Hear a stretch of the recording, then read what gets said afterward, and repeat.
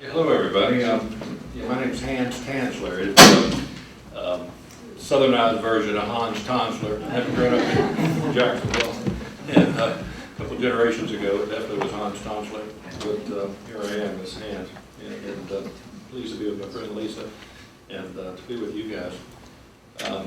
This topic of the role of the Water Management District in bridging business to the environment and all constituents is a, it's like, where do you begin? I mean, there's so many things to talk about, but I'm going to try to stick to the things that may help you, one, get a good foundation on the role of the Water Management District, what are some current issues, what are going to be some constraints in permitting, and what's environmental challenges.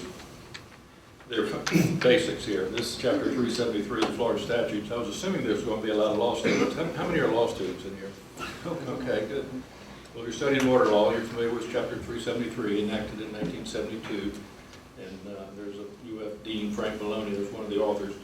But anyway, created 5 water management districts, and the St. John's district in the northeast corner is 18 counties, 5 million people, 25% of the state's population, and from which we assess ad valorem tax of 1/3 of 1 mil, which totals about $82 million in tax revenue collected. And a typical city, for example, might be 20 mils. And so 1/3 of 1 mil is a small number, but spread over that many people, it adds up.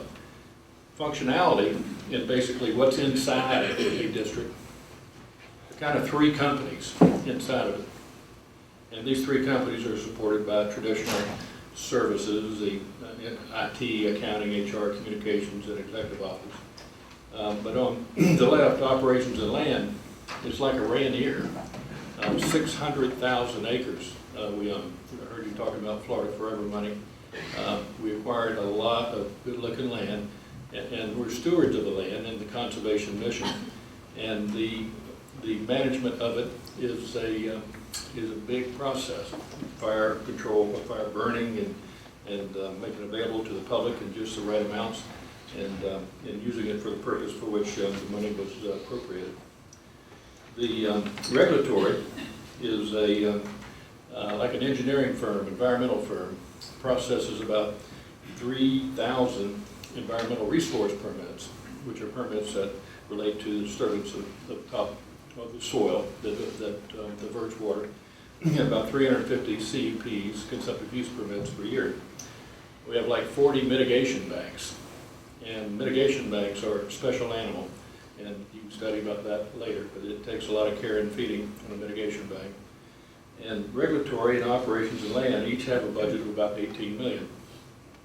Water resources also about 18 million. In there is all of our scientists, engineers, hydrologists, geologists, biologists.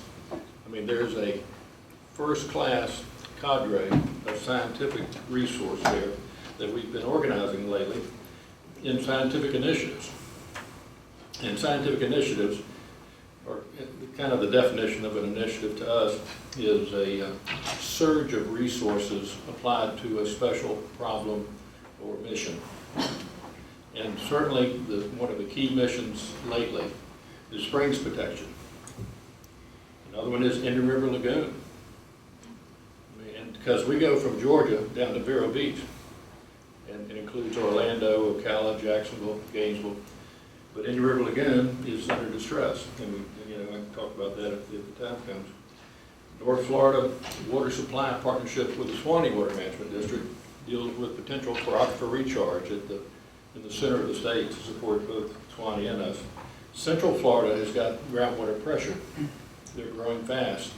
There's limits on how much more upper Florida and aquifers available there.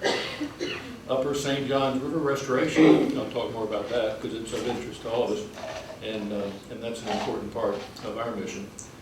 The name St. John's River Water Management District is because we're a drainage basin into the St. John's River. And all water that hits the ground, if it doesn't evaporate, and it's basically heading to the river. But these initiatives are supported by what amounts to engineering firm, environmental firm, data collection and analysis, which are those 3 verticals, and then you associate the financial resources to them for accomplishing that mission. But these initiatives and the composition of initiatives are something that will be part of our strategic plan, and they evolve as time goes on. All right, basic water law, regulatory, primarily for law students perhaps, but basic 373 is no one owns the water in Florida. No rights to water running with the land. No riparian rights if you live on a lake or a river to use the water in the river. And in fact, when you do use it, you don't consume it. You borrow it. Because when it's in your body, you might own it. But ultimately, water is a molecule and it's just passed along. And so you need a permit from the water management districts to use the water in Florida, to in effect borrow it. And if you're pulling it from the ground, it's called a consumptive use permit. And if you're manipulating the surface and diverting the water, it's an environmental resource permit. If you're actually taking water on the surface and using it for some purpose, you would need a CUP for that. But CUPs, consumptive use permits, are the permitting gatekeeper to access to the water. And cups must be reasonable, beneficial, which is obviously a word and a phrase subject to interpretation. It can affect other legal users, your neighbors, or other people within an impact area potentially, and be consistent with public interest. Public interest and reasonable beneficial are almost synonymous.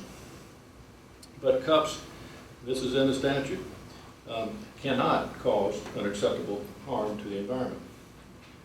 Or significant harm is a word in cups. Unacceptable is a word in MFLs. And the words significant or unacceptable are subject to interpretation, but they're in the statute. And so MFLs, minimum flows and levels, we establish those to make sure Mother Nature gets its first allocation of water. You know, I don't know if you all read the book, The Big Thirst, or Blue Revolution, but it's in some countries like Australia, or maybe Arizona, that gets like 7 or 10 inches of rain. We get 51 inches of rain. But in those places, you really do ration water. And so you allocate it out in tiered needs. MFLs are to give Mother Nature the first ration it needs. And so here's the bridge between the economy and the role of water management districts and the environment. The upper Florida aquifer is the sweet, fresh water we all see in springs. It's the water when you tap, when you put in a well that may be typically for drinking water, you know, that you can drink right now. We're reaching limits on how much additional water can be pulled from that aquifer. And that means pulled before and without causing harm to Mother Nature. All right, so we're reaching limits. And so this is the heads up here is within the next 20 years that will, I'll describe these assumptions, but under current consumption per capita and under current mean population trends, North Florida, St. John's District will need another 250 million gallons per day over what we currently are using. And we're using about 1.2 billion per day. So the science and those scientists that understand what is Mother Nature's allocation in an MFL are going to be on the front line. And it's going to be part of the regulatory process that's going to be, in effect, a more interesting paradigm. You know, how future cups will be issued. And so we have to be taking this into account. And so this kind of highlights the trends. And it has an element of comfort in it, as well as potential, as I'll show later, for heads up. But this is from 1950 to today, or 2012, and the black line is population trend. But this is surface and groundwater use, I mean the actual use. And it's kind of flat from 1975 to now.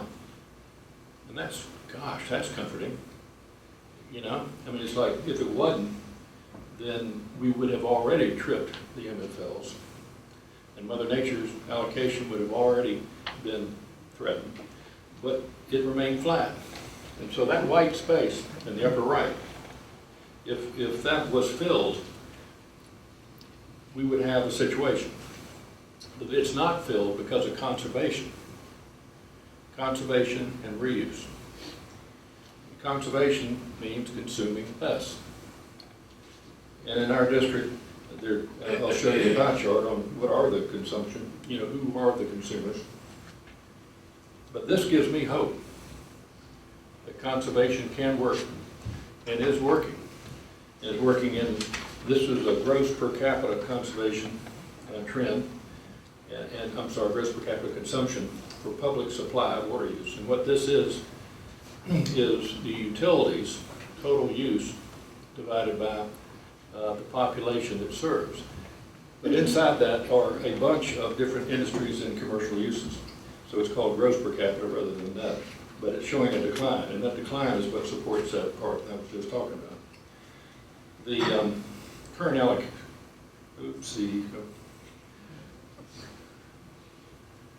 the current permitted allocations, now this is permitted, not used. But you can see public supply is about 45% of the pie. Ag's 25, mining, dewater 12, commercial industrial 9, recreational 8. Lurking within commercial industrials 9 are beverages. But 1.9 is permitted. And so we're permitted more than they're using, and there's an opportunity to maybe pull some of that back, or some of them need that permit in case they have an extraordinary need. Then within that 9, this happened to be relevant to a recent bottled water permit, but 0.6% represent total beverages, and within total beverages is water, bottled water, which is 20% of that 0.6. And so as a relative number, it's not a big number.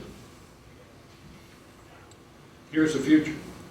All right, if this current black line is true, which is mid-case Bureau of Economic Research, University of Florida, population projections, if those are true, and if consumption per capita does not decrease, then this would be the demand that we would have on the water. And demand goes from 1.2 million to ballpark 1,450,000. We supply plan for that demand in regions. We have a supply plan required by statute to evaluate the supply side and the demand side. I got to hurry up card. The water supply options, for sure, water conservation has got to be number one. It's free, and we can do it. And when you have to do it, people do it, like in Arizona and Australia.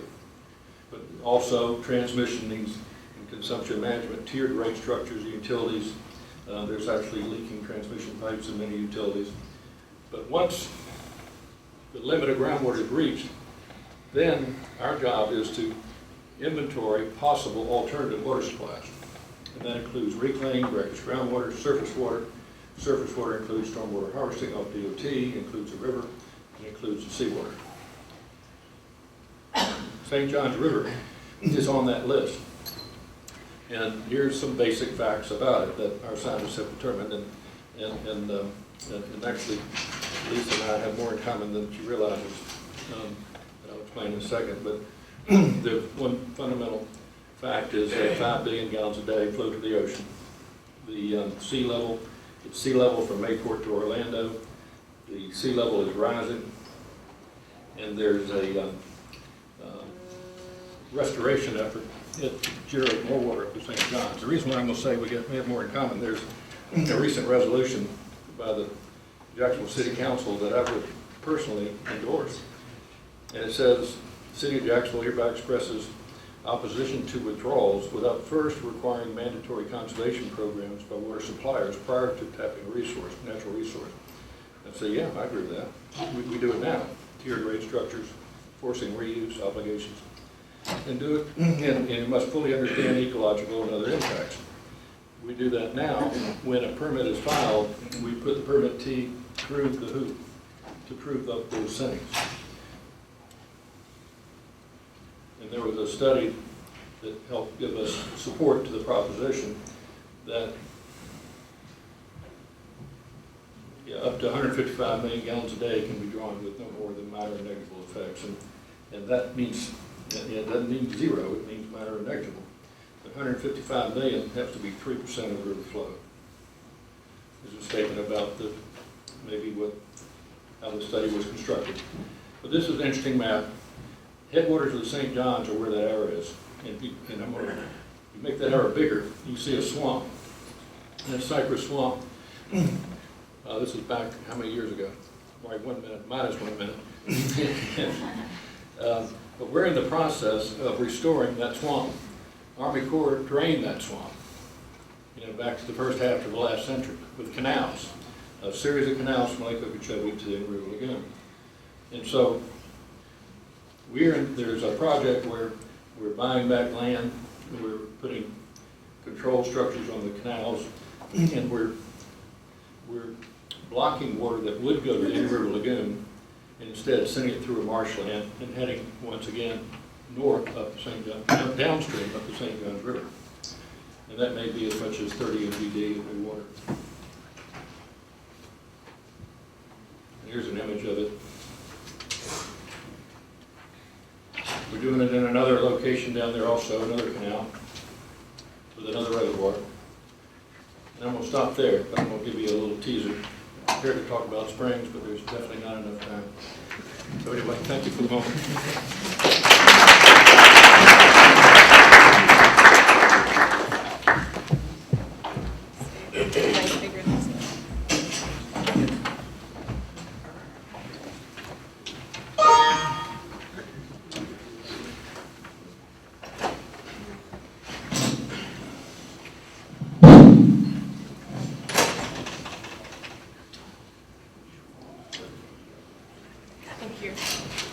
Good afternoon, everyone.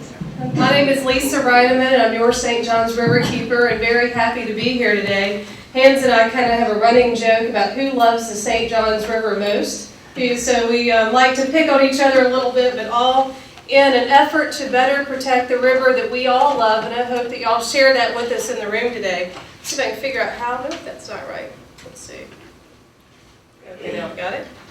I fell in love with the St. John's River back in 1997. I was searching for the most perfect place in the South to live. I'm a Southern girl, so I knew I wanted to live in a big city near beautiful waterways. And I stumbled across the Jacksonville and the Preservation Project, and this was the first photograph I saw of the St. John's. And I knew I wanted to come visit this cool, awesome city that had this beautiful river running through it. I crossed over the old Fuller Warren Bridge on April 4th of 1997, and this is the view I saw. And within 6 months, I'd moved to Jacksonville and made it my home, and really took advantage of the St. John's River, our beaches, our tributaries, all of our amazing parkland, and the Timaquan Preserve. But it wasn't until, whoops, sorry, I'll come back to them. It wasn't until 2005 that I realized that we couldn't take our waterways for granted. If y'all were in Jacksonville or anywhere in Northeast Florida in 2005, you probably remember the green monster. It was one of the largest green toxic slime algae outbreaks that this river had seen. And unfortunately, that trend has continued. This was in 2010 with a major fish kill. And then unfortunately, this was just last year.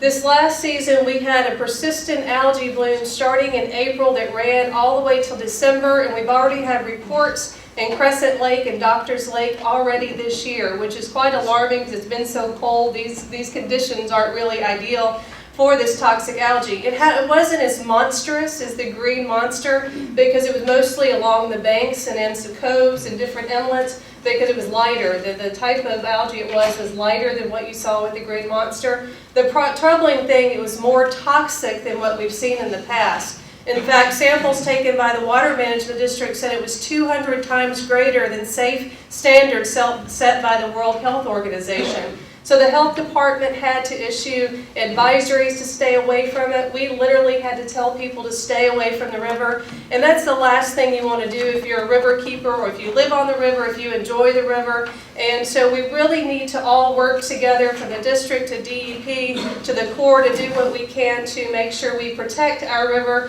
from this toxic green slime. The slime is just a symptom. The thing that causes this green algae is too many nutrients in our waterways. And nutrients are caused naturally, but when you get too much in the system, it's when you see this. You've also seen brown algae in the Indian River Lagoon area. You see red tide. And so it really is harmful for wildlife as well as animals. And so when we talk about things from an economic standpoint like the dredging, we really have to look at the environmental standpoint. There's a lot of discussion on what the definition of significant harm is. As Han said, it's not defined, and so we all have different thresholds of harm. And so projects like the deepening that will increase the salinity into the St. John's water, which will damage our filters, our wetlands, and our grasses, cause us great concern when we see the damage that's already been done to the St. John's. This dredging, I know y'all talked about it this morning, so I won't go into that. It's a 13-mile deep dredge going from 40 to 47 feet. And then on top of that, we have Central Florida who's over-consuming their water resources. Instead of living within their water means, they're focusing on fueling that consumption by siphoning out millions of gallons of water from the St. John's. There's currently projects on the book for more than 250 million gallons a day taken from the St. John's. And those projects are in the works. People are looking at them. They want to get funding to move forward. And this will cause some problems we'll talk about in a minute. Some of the signs that show that we're already overusing our aquifer, which we are all in agreement on this panel that we are overstressing it, is a severe decline in lake levels. You see, if you've been to any of our lakes in the center, you've seen a severe decline. Some of these lakes are already gone.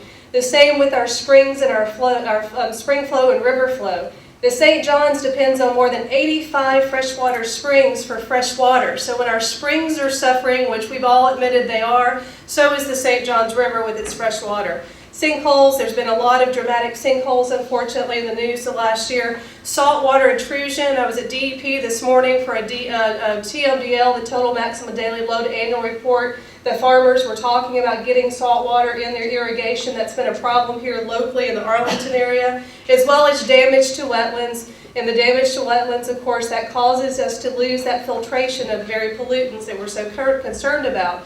So we're going to see, if we don't get our arms around living within our water means, protecting our water supply and protecting our natural resources, we're going to see a problem with more and more pollution in our waterways. And these decisions that we're making right now, we may not feel the repercussions of them right away, but future generations are either going to celebrate the decisions that we all make, or they're going to pay the price. It'll be very expensive because it costs much more money to take the pollution out of our waterways or deal with a total collapse like what we're seeing in the Indian River Lagoon with more than 150 manatees and wildlife that died this past year. So we've been focusing our conversation on we do not have a water supply problem. Everything you've been hearing about is our water supply plans. There's a district plan out on the streets. There's a Central Florida plan. But we would say we do not have a water supply problem. We should shift that conversation to a water use problem. The state of Florida still puts more than 50% of our drinking water on our lawns. And that's not sustainable. And we need to focus on how do we change our habits? How do we actually change the mindset when we are rationing water? Because our wildlife, our wetlands, our natural resources, our future generations and future success of Florida depend on using water wisely. So we need to have more education programs. Unfortunately, due to budget cuts in the past year at the state level, the education programs that the districts used to do a fantastic job have been cut. And part of their whole water conservation strategy depends on the very education programs that have been cut due to budgets. Deregulation has shifted in the past 3 years to voluntary conservation, and unfortunately the lack of enforcement due to budget cuts locally and throughout the county areas around the St. John's have been cut due to local budgets. So we're hurting, we keep making steps backwards even though we're recognizing there is a problem today. As I mentioned, water conservation must be the priority. I'm going down to Kissimmee tomorrow to meet with several of the leaders on the Conservation Central Florida Water Initiative to talk about this. These are all the elements: conservation, sustainable building, Florida-friendly landscaping, planning practices, incentives protections, aggressive tier conservation rates. Back in 2009-2010, the Water Management District, St. John's, when Hans was on the board, was doing a very aggressive conservation rule enhancement process. Unfortunately, that work was lost during a moratorium on rulemaking, so we're asking the district and the Central Florida guys to dust this off and look at these aggressive mandatory savings. The Central Florida plan only has 4% of the future need reached by conservation, and that's relying on a 23% participation rate based on voluntary. Hans even said earlier, people have to be made to do this. They don't understand there's a problem until the leadership gets serious and mandates these good practices. The district plan says they can save 84 to 212 million gallons a day. And they're asked why that big range, and the range is based on how much we want to incentivize conservation and how aggressive we want to be. So I believe, the Riverkeeper believes, that we have a time now that we need to be aggressive. We need to incentivize, educate, and mandate good water use in the state of Florida. We also need to mandate protections of our rivers, springs, lakes, and wetlands. They're all connected. You can't rob Peter to pay Paul. And that's exactly what we're doing by pulling river water to fulfill or to fuel overconsumption in Central Florida or our own district, If we start pulling millions of gallons of water a day from the St. John's, it will only worsen the pollution problems we're currently experiencing, increase that green toxic slime I showed pictures of. It will reduce the flow, increase the salinity in the St. John's, which also kills wetlands and submerged grasses, so to take those filters out of the system, and it will adversely impact the wildlife to boot. The water quantity side of it, it's not sustainable as a water supply source, even if it didn't have the pollution issues and the quality issues, because it's not going to always be available. Even by the district rules, if it flows beyond minimum, if the river starts flowing in a low to minimum flow area, which it is currently today in some areas, then they would have to turn the spigot off. And unfortunately, it's going to be very difficult, politically speaking and socially speaking, to turn the spigot off of public water supply because the river's hurting. So we're saying don't put yourself in that between a rock and a hard place, because it's not going to be acceptable. There's not a governor on earth that would want to do that. So we believe it's not sustainable from a water quality perspective or a water quantity perspective. There was a study that was conducted, and actually we celebrate along with the district this study called the Water Supply Impact Study. This study was a $3 million project that came at the end of a very controversial discussion about withdrawing 5 million gallons of water a day back in 2008. So it's sort of the public process working. The public got concerned, the district put money towards it, but unfortunately it wasn't a comprehensive study. It only looked at half of the equation. It looked at the water quantity side. It didn't look at water quality. And you can't separate those two. You have to look at them together. Looking at the quantity side, if you are saying that it's not going to hurt the flow of the river because the sea is rising and there's going to be more development, so there'll be more stormwater runoff, those two factors have a very big adverse effect on water quality and the impact to wetlands and grasses and wildlife. And so we're very concerned about that. In fact, the National Academies of Sciences, they did a peer review of this, and they, quote, said that the district study operated within a range of constraints that ultimately imposed both limitations and uncertainties on the study's overall conclusion. So while we celebrate the study, that it's a better body of work, it's better than we've had before the study, it's not complete, and we agree with the National Academy of Sciences that there are many limitations and uncertainties on the conclusions of that study. In addition to what we believe is a flawed plan and a flawed study, we also think there's a flawed process. Reason being that there's a 5-county area in Central Florida who has a huge water need, a huge consumption need. They're wanting to get more water, who's creating policy and water supply decisions for 48 other counties. They're making decisions for all the counties made in the St. John's District, the South Florida Water Management District, and the Southwest Florida Water Management District.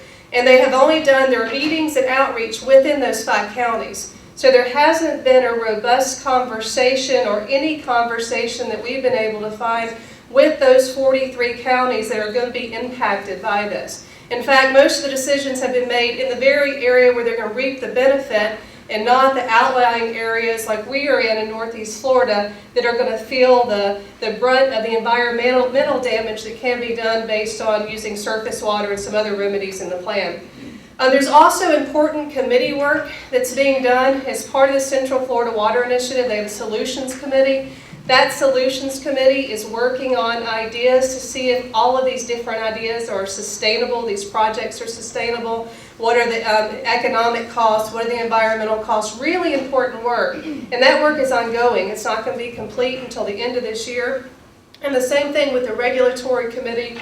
That work is still going. What regulations need to be made to protect the water sources, the water resources, to protect the utilities, to protect all involved. They're all involved in that conversation, and that work is not complete. So we think the adoption of either water supply plan from the district or Central Florida is premature. Also, the North Florida Regional Water Supply Partnership is still going on. That's in the Swanee area that involves this part of the state. That's going to be part of the overall process. That's 18 months from conclusion, so a lot of important work happening there. And there's been a lack of transparency on some of the meetings in Central Florida that haven't been open to the public. The public has not been able to engage, as well as a 3-hour drive to get there and back to attend all these meetings. So it's been very difficult to follow, but luckily everyone involved in the leadership of that is looking to remedy the lack of transparency involvement to get more discussions. But still, we believe it's too early to adopt the regional supply plans. Let's see. Let me go back to before I go there. Didn't know if I had a slide on this piece. And the reason why is these regional supply plans are very powerful. Once a project is adopted as part of a regional supply plan, it's basically elevated in the public interest test. And to get a consumptive use permit, you have to pass 3 hurdles, and public interest test is one of those hurdles. So it would check that box. In addition, it authorizes all of these projects, the 250 million gallons of water a day out in the St. John's, as well as other projects. It authorizes them for state money, so it makes them more fundable than they would be. And it expands the definition of how surface water can be used from what the definition is in the Florida statutes. Florida statutes define surface water can be used at high flow that is captured. So surface water captured during high flow, high rain events. What the district's plan is suggesting that they should be able to capture river water from the St. John's or any of the rivers they're talking about, as long as it doesn't flow below minimum flow. And there's a huge difference between high flow and minimum flow, and that's really where the argument is and where so much of this damage happens. So we want to table the unstatable water supply plans that are out there and focus on measurable, mandatory water conservation, as well as water resource development projects that do not harm our rivers, our springs, our lakes, and the very things that the plans were intended to protect.